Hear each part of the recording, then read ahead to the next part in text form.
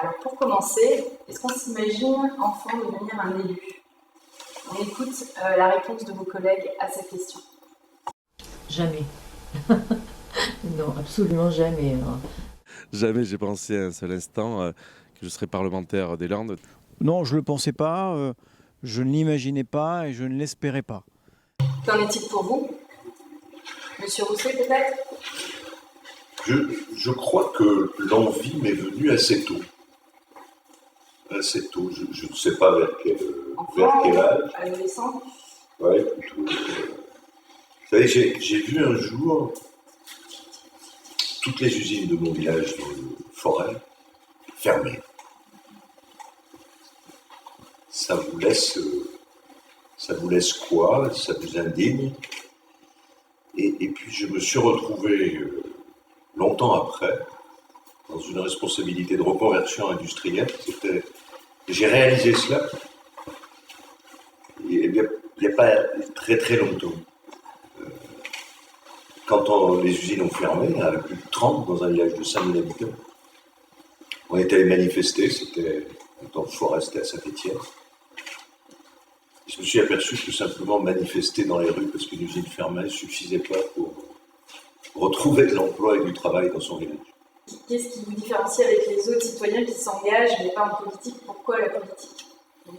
Mais d'abord, vous avez plein de gens qui n'ont pas envie d'avoir une carrière, des responsabilités politiques ou publiques. Moi, je suis, comment dire, addict à la responsabilité publique. J'aime pas toujours, mais Éric Kerrouche le sait, le mot politique, même si, parce que beaucoup se le font rouler dans la bouche pour éviter de rentrer au fond. Moi, je suis un responsable public. Voilà. Qui réfléchit aussi à l'efficacité des politiques économiques, de transport, de mobilité, de formation qu'il mène, en se disant comment je les co-construis avec mes concitoyens. Comment, par exemple, je construis une politique agricole avec les paysans. C'est ce qu'on fait depuis le début, ou bien une politique industrielle avec les chefs d'entreprise, avec les entreprises. La difficulté de l'exercice en France, c'est qu'on ne sait pas trop qui fait quoi. C'est que ce pays est le dernier pays, peut-être que ces deux mots seront un jour contradictoires, démocratique et centralisé. Et j'avoue que sortant du Congrès des régions, où on a entendu un Premier ministre qui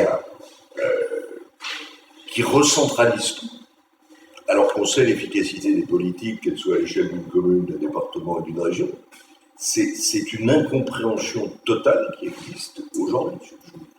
Si vous voulez bien, on l'abordera dans la dernière partie. Ouais, c'est essentiel que nos concitoyens sachent qui fait quoi. Donc je botte les fesses à celui qui n'a pas bien fait son celle qui n'a pas bien fait son boulot, et je valorise celui qui a fait.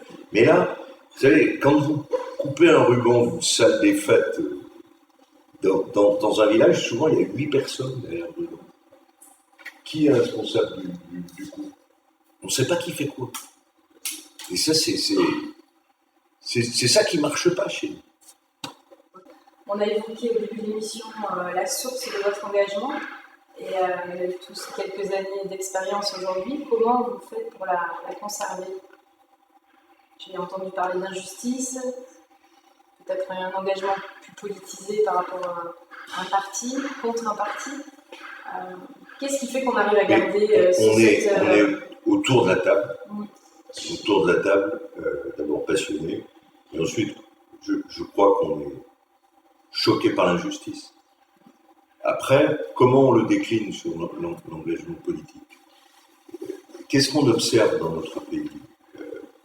C'est qu'on est rentré plus ou moins, quels que soient les gouvernements, dans un schéma de pensée unique,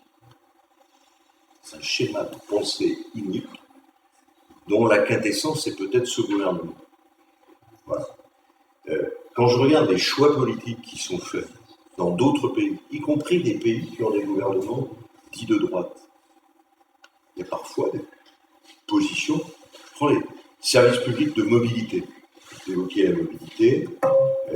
L'Allemagne, gouvernement de droite, elle intervient 2 fois plus que la France pour réparer ses voies ferroviaires. L'Angleterre, de droite, intervient 2 fois plus que la France pour réparer son réseau routier. Donc, moi, j'ai pas, vous avez raison de le dire, moi, j'ai pas de certitude, j'ai des valeurs, je suis choqué par l'injustice.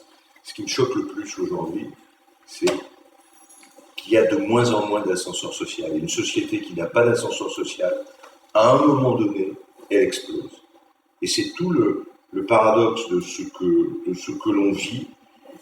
Plus vous êtes né dans un milieu modeste, défavorisé, etc., moins, chaque jour qui va, vous donne des chances de faire des études supérieures, d'aller dans des bonnes écoles, etc. Et ça, il faut bien sûr que la gauche s'y interroge, mais il faut que tout le monde s'y interroge, parce qu'une société qui ne respire pas, qui n'organise pas de l'espérance pour ses propres enfants, une société qui, à un moment donné, soit bascule dans l'extrémisme d'extrême droite ou d'extrême gauche, soit alors reste chez elle plutôt que de voter, et ce qui est la pire des choses. Donc, voilà.